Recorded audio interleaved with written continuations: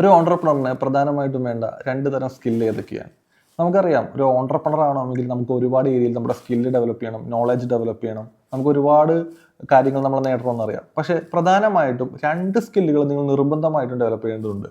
അതിലേറ്റവും ആദ്യത്തെ ഒരു കാര്യം ഇന്നോവേഷൻസ് ആണ്. നമ്മുടെ കസ്റ്റമറിന്റെ നീഡിനനുസരിച്ചും കാലത്തിന്റെ ചേഞ്ചിനനുസരിച്ചും നമ്മുടെ പ്രൊഡക്റ്റിലും നമ്മുടെ ബിസിനസ് മോഡലൊക്കെ ചേഞ്ചസ് കൊണ്ടുവരിക, അല്ലെങ്കിൽ പുതിയ ഇന്നോവേഷൻസ് കൊണ്ടുവരിക എന്നുള്ളതാണ് ആദ്യത്തെ സ്കില്ല്.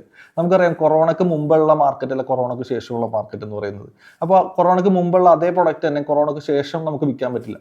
ആ സമയത്തുള്ള കസ്റ്റമറിന്റെ ബിഹേവിയർ പഠിച്ചും അവരുടെ നീഡ് മനസ്സിലാക്കിയും നമ്മുടെ പ്രൊഡക്റ്റിലും നമ്മുടെ ബിസിനസ് മോഡലിലൊക്കെ ഒരുപാട് ചേഞ്ചസ് വരുത്തേണ്ടതുണ്ട്. എന്നാൽ മാത്രമേ അങ്ങനെയുള്ള പ്രൊഡക്റ്റും സർവീസും മാത്രമേ നമ്മുടെ ബിസിനസ്സിൽ നിലനിൽക്കുള്ളൂ. രണ്ടാമത്തെ സ്കില്ല് നിങ്ങൾ മാസ്റ്റർ ചെയ്യേണ്ടത് അത് മാർക്കറ്റിംഗ് ആണ്. നിങ്ങൾ ലോകത്തിലെ ഏറ്റവും ബെസ്റ്റ് പ്രൊഡക്റ്റ് ഉണ്ടാക്കിയിട്ടും കാര്യമില്ല, അത് നിങ്ങളുടെ ടാർഗറ്റഡ് കസ്റ്റമറിലേക്ക് കറക്റ്റായിട്ട് എത്തിച്ചാൽ മാത്രമേ നിങ്ങളുടെ ബിസിനസ്സിൽ നിങ്ങൾക്ക് വിജയം ഉണ്ടാവുകയുള്ളൂ. സോ ഈ രണ്ട് സ്കില്ല് നിങ്ങൾ മസ്റ്റായിട്ടും നിങ്ങൾ മാസ്റ്റർ ചെയ്യേണ്ട അത്യാവശ്യമാണ്. അങ്ങനെയുള്ള ബിസിനസ്സിൽ നിങ്ങൾക്ക് ഗ്രോത്ത് ഉണ്ടാകാൻ പറ്റുള്ളൂ. നിങ്ങൾ തന്നെ ചിന്തിച്ചു നോക്കുക, ഇതിൽ ഏത് സ്കില്ലാണ് നിങ്ങളിപ്പോൾ മാസ്റ്റർ ചെയ്തിട്ടുള്ളത്, അല്ലെങ്കിൽ ഇത് പഠിക്കാൻ തുടങ്ങിയിട്ടുള്ളത്?